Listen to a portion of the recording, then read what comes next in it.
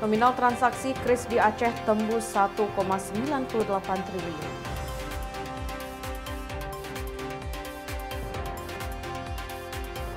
Wakil Bupati Pidijaya mengamuk dan meninju Kepala Satuan Pelayanan Pemenuhan Gizi.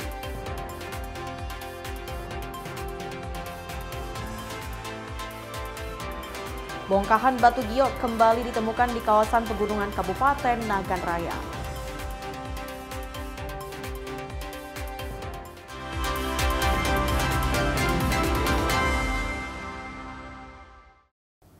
Assalamualaikum warahmatullahi wabarakatuh. Selamat pagi saudara. Kompas Aceh hadir dengan berbagai informasi penting dan menarik baik dari ibu kota maupun daerah. Bersama dengan saya Mutia Fatia Erlison, inilah Kompas Aceh, independen, terpercaya.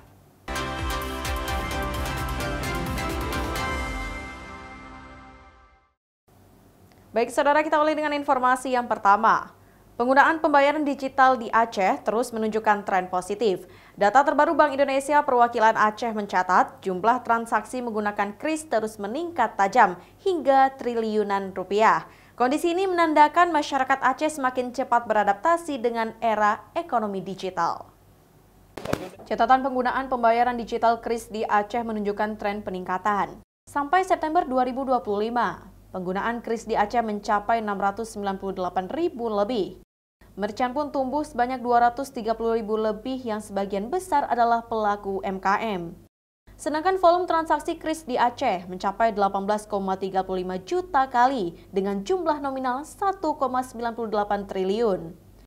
Kata Deputi Kepala Perwakilan Bank Indonesia Aceh, pencapaian positif transaksi keuangan menggunakan kris karena masyarakat Aceh sudah semakin melek terhadap kemajuan ekonomi digital yang inklusif dan menggunakan pembayaran digital sebagai transaksi keuangan sehari-hari.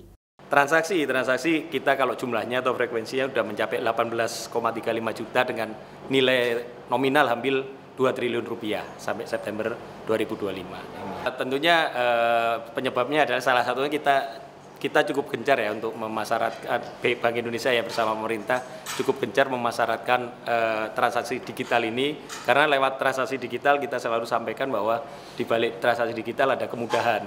Nah, di kemudahan itu tentunya akan merangsang konsumen untuk bertransaksi secara lebih banyak lagi, sehingga dari transaksi yang lebih banyak tersebut frekuensi dan juga volume transaksi kris bisa meningkat di Provinsi Aceh ini. Bank Indonesia perwakilan Aceh terus mendorong pertumbuhan transaksi digital dengan kris di Aceh. Kenaikan jumlah pengguna kris, kata Herta, akan berdampak pada pertumbuhan ekonomi Aceh ke depannya. Mustajab, Kompas TV, Sabang. Kita beralih ke informasi selanjutnya. Saudara, Bawaslu Provinsi Aceh menggelar Forum Literasi Keterbukaan Informasi Publik Pengawasan Pemilu dan Pemilihan. Forum ini diharapkan menjadi ajang masyarakat memanfaatkan media digital untuk mengawal pemilu nantinya. Peserta yang mengikuti forum tersebut merupakan lintas sektor mulai dari akademisi hingga mereka yang memiliki kebutuhan khusus atau disabilitas. Forum ini diharapkan mampu meningkatkan pengawasan dari masyarakat terhadap rangkaian pemilu dan pemilihan nantinya. Meski belum masuk dalam masa pemilu 2029 ke depan, forum ini merupakan langkah awal bagi masyarakat dalam meningkatkan pengetahuannya serta kualitas konten yang disajikan dalam melakukan pengawasan nantinya. Ya, ini tujuan dari kegiatan pelaksanaan kegiatan ini adalah untuk memperkuat literasi keterbukaan informasi publik, pengawasan pemilu di Aceh. Memang tugas kita adalah bagaimana kita mampu menyampaikan informasi tentang pengawasan pemilu di Aceh secara lugas, mudah dipahami, dan yang paling penting adalah menarik. Selain cara menyampaikannya, tapi juga kita nggak akan kehilangan substansinya. Jadi makanya pada hari ini kita melaksanakan kegiatan ini untuk memperkaya literasi mengenai keterbukaan informasi publik terkait pengawasan pemilu di Aceh. Digitalisasi menjadi salah satu yang dimanfaatkan untuk mengawal pemilu nantinya. Hal ini merupakan salah satu yang paling mudah dan mampu diakses oleh masyarakat untuk memberikan informasi, baik pelanggaran maupun hal-hal positif yang dilakukan di masa-masa pemilu. Syahril, Kompas TV, Banda Aceh. Kita beralih ke informasi selanjutnya. Saudara, hingga kini warga Gampong Canggai, Kecamatan Pantai Ceremen, Kabupaten Aceh Barat masih harus melintasi sungai menggunakan jembatan ayun yang terbuat dari 2 utas kabel seling baja. Jembatan sederhana ini menjadi satu-satunya akses tercepat menuju desa tetangga karena jalur darat belum sepenuhnya bisa dilalui kendaraan roda 4. Berikut laporan selengkapnya. Beginilah aktivitas warga di Gampong Canggai, Kecamatan Pantai Ceremen, Kabupaten Aceh Barat. Mereka harus meniti jembatan ayun yang terbuat dari 2 utas kabel siling baja untuk bisa melewati sungai selebar lebih dari 50 meter. Jembatan ini diikat di pohon kayu di 2 sisi sungai yang kemudian ditompang beberapa pohon bambu di tengah-tengah sungai. Kendati terlihat beresiko, warga tetap memilih jalur ini karena merupakan akses tercepat untuk menuju desa tetangga, yakni Gampong Ketambang yang bisa terhubung langsung dengan ibu kota kecamatan. Jalur alternatif lain sebenarnya ada, seperti jembatan gantung di Gampong Lawet dan Gampong Jambak untuk bisa menuju ke ibu kota kecamatan. Namun jaraknya lebih jauh beberapa kilometer. Karena kita di sini kan kalau jalan melalui jalan alternatif yang sudah ada jauh sekali. Karena masyarakat kita kebanyakan jalan kaki.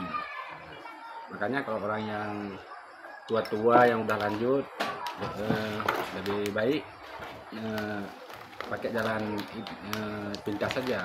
Harapan kami dari masyarakat Gampong Canggai ini perhatikanlah untuk masyarakat kami yang ada di sini, karena kayak kemarin kami tanam, ya umumnya kami di sini petani, kami panen padi di sini. Kalau dibandingkan dengan sebelah sana, di sana dijual sampai 6.500, kami cuma 6.000 di sini.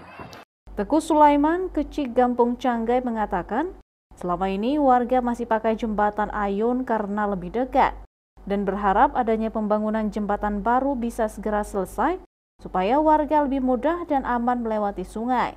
Selain digunakan untuk aktivitas harian, jembatan ini juga menjadi jalur warga membawa hasil kebun ke desa tetangga. Warga mengaku harga jual hasil panen mereka sering lebih murah karena sulitnya akses bagi pembeli untuk masuk ke Gampong Canggai. Pemerintah setempat kini juga tengah membangun jalan lingkar dan jembatan permanen untuk mempermudah akses warga menuju ibu kota kabupaten yang nantinya bisa dilewati kendaraan roda 4 meski harus menempuh jarak 7 km melalui pegunungan dan hutan. Warga berharap pembangunan jalan dan jembatan baru di Gampong Lawet Canggai segera selesai agar aktivitas masyarakat dapat berjalan lancar dan aman tanpa harus mempertaruhkan keselamatan di atas jembatan ayun. Raja Umar, Arif Fahmi, Kompas TV, Melabuh, Aceh Barat. Kita beralih ke informasi selanjutnya. Saudara, Wali Kota Banda Aceh meminta masyarakat terutama orang tua untuk waspada akan kondisi anak di musim penghujan ini. Pasalnya ditemukan beberapa kasus anak sekolah flu hingga demam dan ruam kemerahan di Banda Aceh. Orang tua dan pihak sekolah diminta mengawasi anak-anak yang mengalami gejala demam, flu, dan kondisi lainnya agar tidak menular. Apalagi di kondisi cuaca dan maraknya kasus flu Singapura. Penyakit ini umum terjadi pada anak-anak, ditandai dengan demam, sariawan di mulut, serta ruam merah di telapak tangan, kaki, dan kadang di tubuh. Gejala awal flu Singapura mirip dengan flu biasa, seperti demam, sakit tenggorokan, dan nyeri tubuh. Bahaya utamanya adalah dehidrasi akibat anak yang enggan makan dan minum karena sariawan. Dehidrasi yang tidak tertangani dapat menyebabkan komplikasi serius, termasuk penurunan kesadaran. Cuaca yang sangat ekstrim sekarang, panas tinggi, kemudian juga hujan ya yang tidak menentu.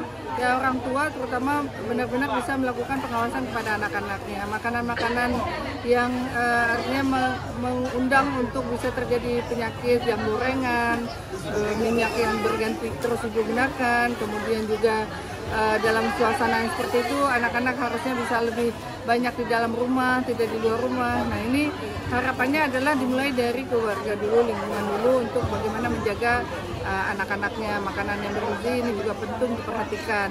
Penyakit ini menular melalui kontak langsung dengan sekresi tubuh seperti air liur dan feses, serta melalui permukaan yang terkontaminasi.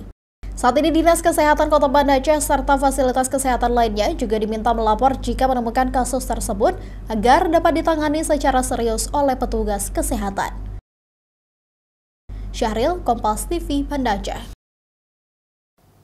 Saudara, setelah jeda berikut Kompas Aceh akan hadir kembali dengan berbagai informasi.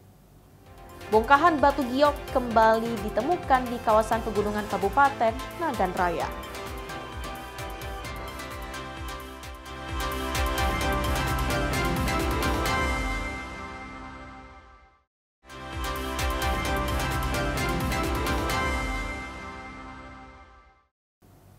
Saudara, terima kasih masih bersama saya Mutia Fatia Erlison dalam Kompas Aceh.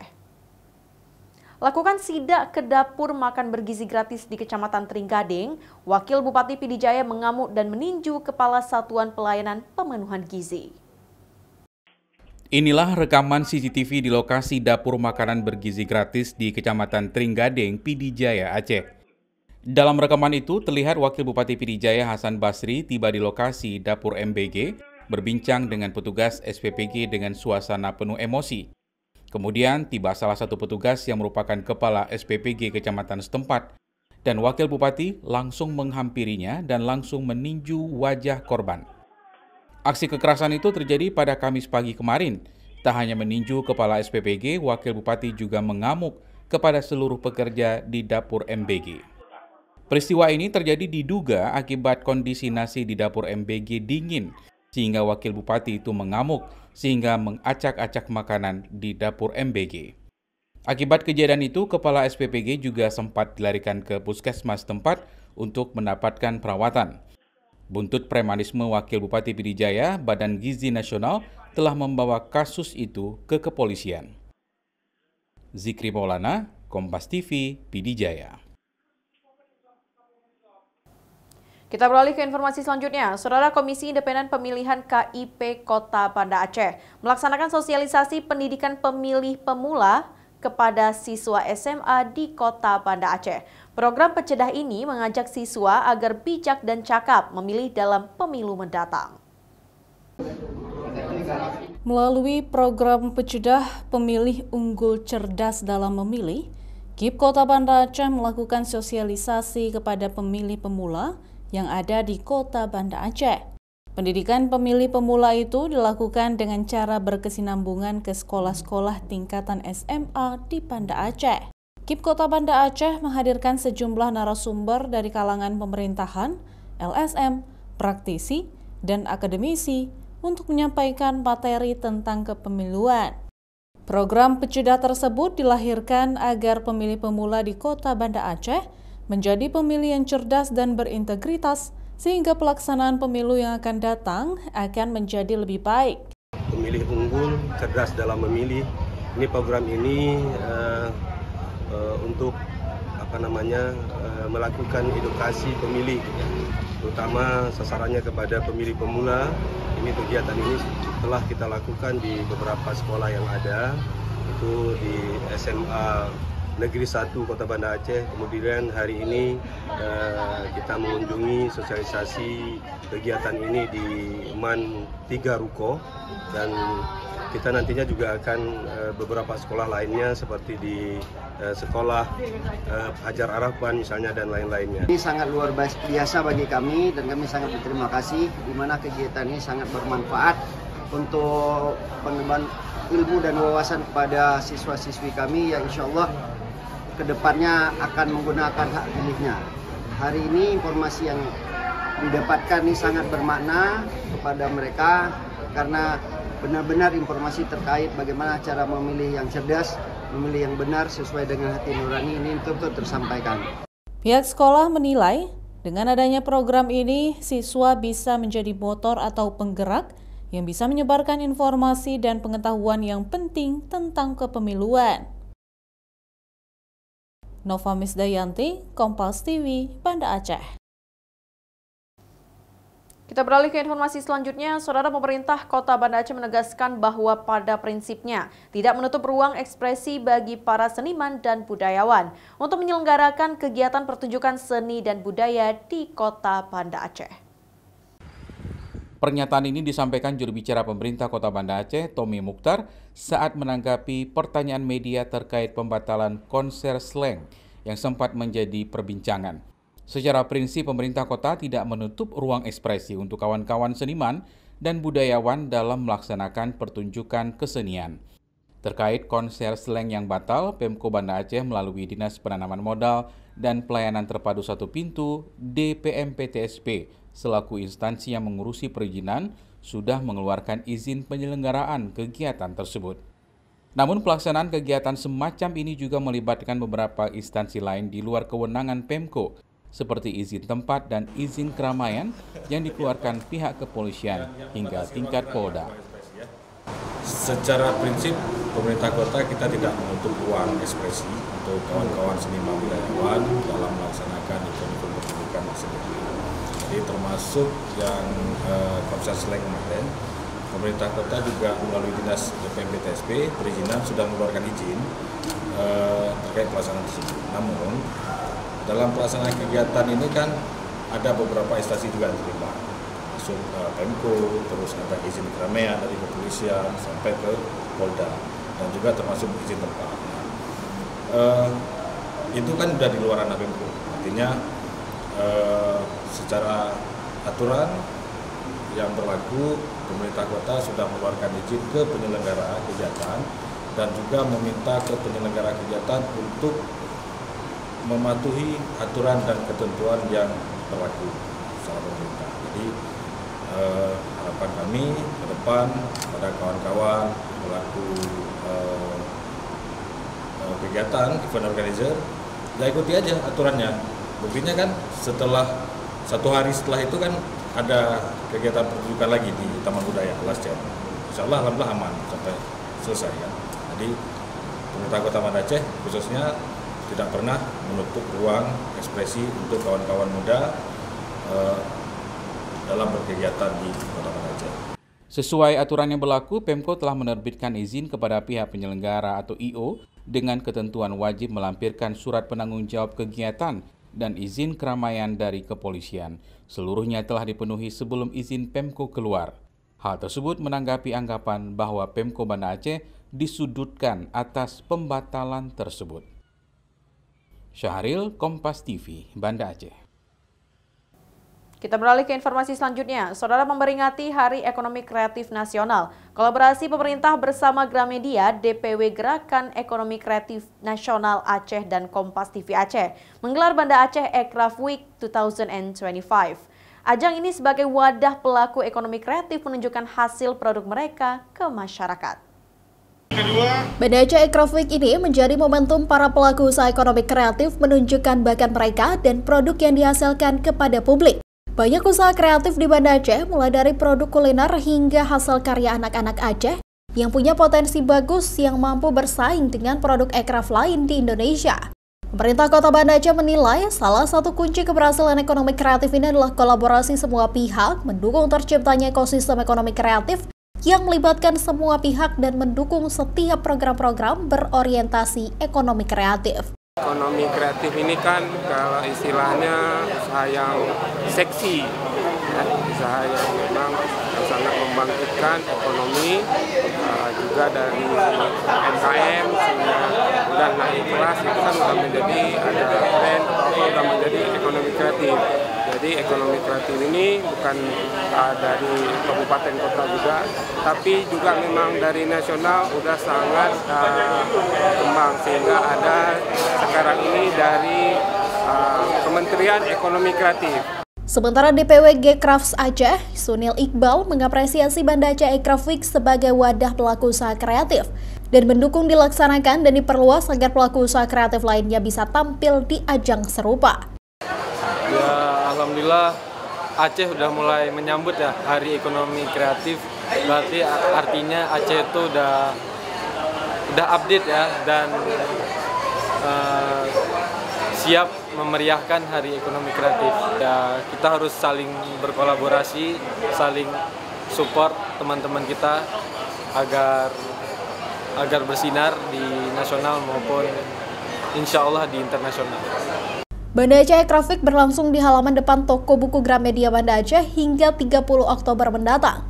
Event ini diharapkan mampu menjadikan usaha ekonomi kreatif bertumbuh di Banda Aceh. Mustajab, Kompas TV, Banda Aceh. Informasi selanjutnya, saudara, bongkahan batu giok kembali ditemukan di kawasan pegunungan Kabupaten Nagan Raya, Aceh. Pemerintah daerah memperkirakan berat batu giok tersebut mencapai hingga 5.000 ton. Temuan ini menjadi perhatian pemerintah setempat karena rencananya akan dimanfaatkan untuk pembangunan Masjid Agung Baitul A'la atau Masjid Giok Nagan Raya. Penemuan batu giok raksasa ini berawal dari laporan masyarakat yang menemukan bongkahan batu di kawasan pegunungan hutan Nagan Raya. Setelah menerima informasi tersebut, Bupati Nagan Raya Dr. Teku Raja Kemangan langsung memerintahkan Satpol PP turun ke lokasi untuk memastikan kondisi di lapangan. Pemerintah daerah juga telah menghimbau masyarakat agar tidak mengambil batu tersebut secara sembarangan. Ini yang utama sekali, kita ingin menyelesaikan pembangunan Masjid Agung Baitul A'la atau yang lebih dikenal dengan Masjid Giok Kabupaten Nagan Raya. Nah, kita berharap batu ini barangkali cukup untuk bahan baku untuk kita lapisi seluruh Masjid Giok ini dengan giok ini luar dalam.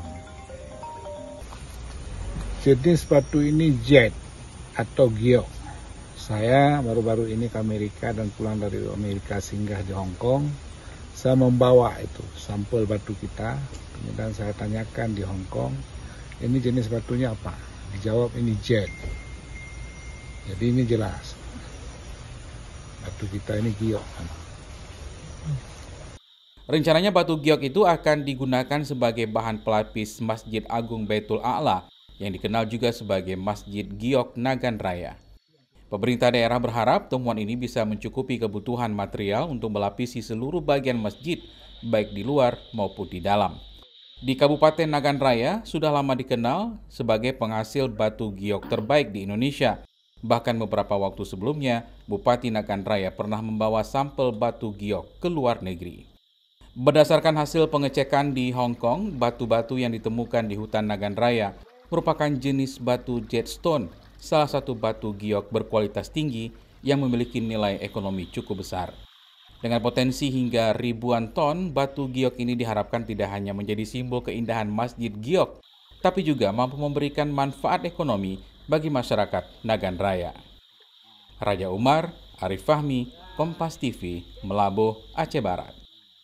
Saudara, setelah jeda berikut, Kompas Aceh akan hadir kembali dengan berbagai informasi. Di balik keindahan Pulau Sabang, ada yang dilupakan banyak orang, yaitu menjaga dan merawat kembali surga di ujung barat Indonesia ini.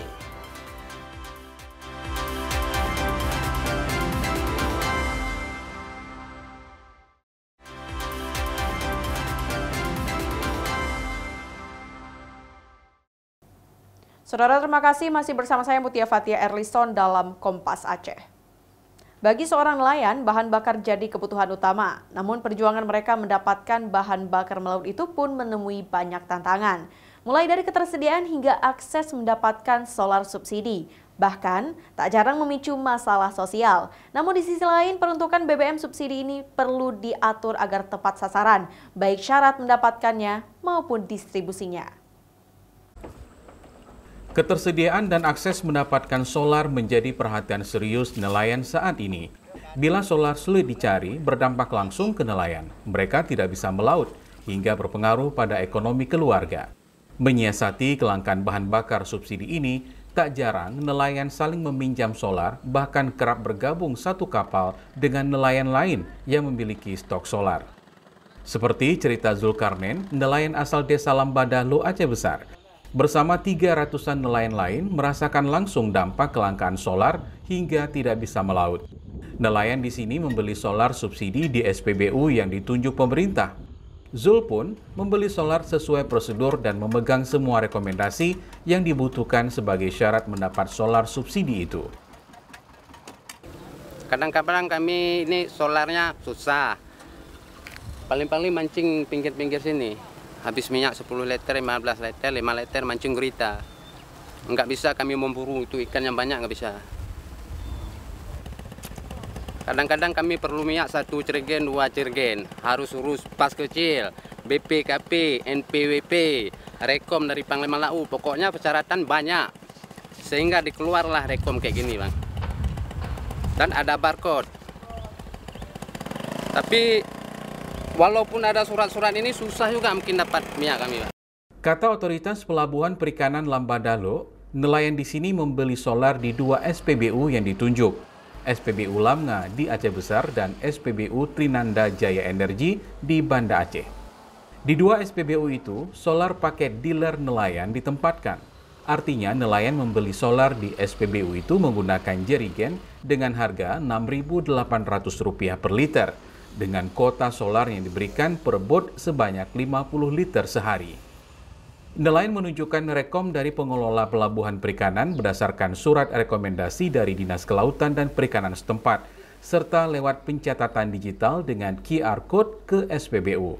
Ini dilakukan agar tepat sasaran, mencegah penyalahgunaan, dan alokasi penyalurannya teratur. Para nelayan mengambil di SPBU Lamnga dan SPBU Lamdingin. Karena di sana ditujukan untuk penempatan solar paket dealer nelayan. Semua nelayan diberikan rekom oleh Pelabuhan Perikanan untuk pengambilan solar. Selain di SPBU, nelayan Aceh Besar juga dapat mengakses solar di stasiun pengisian bahan bakar umum nelayan yang khusus menjual solar bagi nelayan. Seperti di SPBUN di Gampung Mon Iken Loknga Aceh Besar. SPBUN ini salah satu pilot program solar untuk koperasi nelayan atau solusi yang pertama di Indonesia, hasil kolaboratif Kementerian Koperasi dan UMKM, Kementerian BUMN, dan Pertamina. Syaratnya sama dengan pembelian solar di SPBU. Dengan adanya mendirikan adanya SPBUN ini kita di Kecamatan Loknga ini, otomatis pendapatan mereka lebih meningkat. Yang sebelumnya ada SPBUN ini mereka harus membeli minyak-minyak di luar harga 10.000, bahkan bisa 12.000. Jadi dengan ada harga minyak 6.800 dengan harga saat ini, mereka jauh mendapatkan manfaat dari harga ini. Jadi nelayan yang sudah menerima minyak, jadi itu prioritaskan adalah untuk penggunaan mereka, penggunaan untuk melaut. Jadi kita sebagai penyalur juga selalu mengingatkan jangan BBM ini salah digunakan di kemudian hari. Aceh yang terletak di ujung barat Indonesia ini memiliki sektor kelautan yang sangat besar, terutama perikanan tangkap dan budidaya. Punya 90.000 nelayan yang menjadikan sektor kelautan sebagai aset pendongkrak terbesar ekonomi Aceh. Dan nelayan jadi salah satu aktor penting di sektor itu. Tapi perannya terkadang sering terabaikan. Panglima Laut sebagai lembaga hukum adat laut di Aceh pun menengahi banyak persoalan nelayan. Salah satunya ketersediaan solar subsidi ini. Ya, dari lembaga Panglima Laut kita berharap agar pemerintah bisa melakukan pengawasan yang bagus terhadap ketersediaan BBM dan peruntukan BBM dan mempermudah nelayan bisa mendapatkan BBM. Karena ada nelayan-nelayan dia tidak bisa mendapatkan BBM di SPBU yang terdekat. Dia harus mencari PPU yang terjauh itu, yang jauh.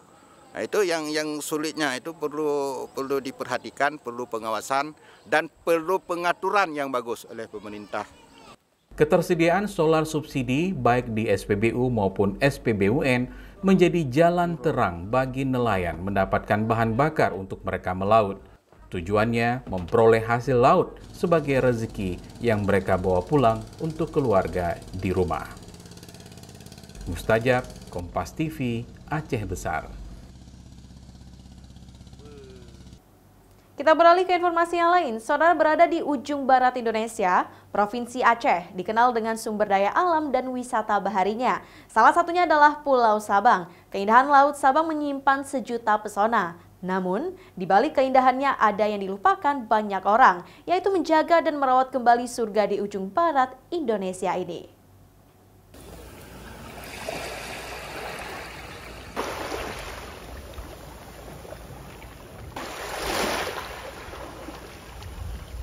Ya, kalau terumbu karang ini rusak, yang pertama mungkin kejernihan air di pesisir itu ya terdampak. Karena memang yang membantu polutan-polutan di laut itu juga menjadi nutrisi bagi polip atau karang, hewan karang yang ada di terumbu karang. Jadi memang kalau kurangnya terumbu karang pasti akan merusak ekosistem yang ada di pesisir laut sini. Menuju ke kota Sabang dari pusat ibu kota provinsi akan menghabiskan waktu hingga 2 jam perjalanan dengan menggunakan kapal Roro. Wisata bahari merupakan salah satu yang paling dicari oleh wisatawan jika berkunjung ke Sabang. Tak heran, setiap tahunnya wisatawan dalam dan luar negeri menyambangi Pulau Sabang untuk menikmati pesona dan keindahannya. Menurut Badan Pusat Statistik, jumlah penduduk kota Sabang pada tahun 2025 diperkirakan mencapai 44.040 jiwa. Secara geopolitis, kota Sabang sangat strategis karena berbatasan langsung dengan negara-negara lain seperti dengan India, Malaysia, dan Thailand, serta merupakan jalur pelayaran internasional bagi kapal-kapal yang akan masuk dan keluar wilayah Indonesia. Kawasan Konservasi Perairan Pesisir Timur Pulau Weh, Kota Sabang, merupakan kawasan yang ditetapkan melalui Keputusan Menteri Kelautan dan Perikanan Republik Indonesia Nomor 57 Kepmen KP 2013 tentang Kawasan Konservasi Perairan Pesisir Timur Pulau Weh, Kota Sabang di Provinsi Aceh. Wilayah Pulau Weh didominasi oleh ekosistem terumbu karang di hampir seluruh bagian pesisirnya. Di wilayah ini, terumbu karang didominasi oleh karang dari jenis Acropora, Poecilopora, dan Heliopora. Selain penutupan karang yang tinggi, wilayah pesisir timur Pulau Weh juga memiliki keanekaragaman karang yang tinggi. Ya, sebenarnya biodiversity di sini sangat tinggi dan sangat bagus.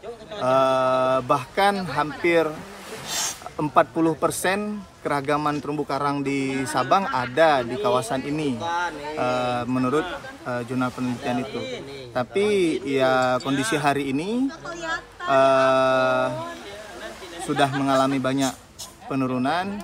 Memang bukan hanya pariwisata, tapi juga ya kita garis bawahi tadi global warming, pemanasan global. Tapi karena memang yang bergerak di sini industri pariwisata dan juga nelayan, yang lebih banyak merusak itu terus terang mungkin dari sisi pariwisata. Artinya bukan berarti pariwisata itu buruk, tapi gimana caranya kita sinergikan aktivitas pariwisata dan upaya menjaga atau yang biasanya disebut ekowisata, supaya pariwisata di sini tetap sustain, tetap ada dan juga memberikan manfaat ekonomi pada masyarakat sekitar. Di Desa Wisata Iboh, Kecamatan Sukamakmur, Sabang, merupakan salah satu lokasi wisata yang menjadi tujuan pengunjung selain ke kilometer 0 Indonesia. Potensi terumbu karang menjadi incaran wisatawan untuk diving dan snorkeling. Pelaku wisata pun mampu menopang hidup melalui sektor pariwisata. Seperti Nadia Tirta, perempuan yang masih berusia 25 tahun ini sudah dekat dengan laut sejak ia kecil. Lahir di pesisir Pulau Weh, Sabang, ia kini sudah memiliki resort hingga lisensi untuk memandu wisatawan yang ingin menyelam. Namun tak hanya meraup rupiah dari sektor wisata, Nadia rela mengeluarkan uang pribadi untuk menjaga terumbu karang di kawasan tersebut yang terancam punah. Dengan metode spider web, Nadia bersama teman-temannya merehabilitasi karang yang rusak, menghidupkan kembali ekosistem laut dan mengembalikan harapan bagi nelayan serta masa depan ekowisata Sabang.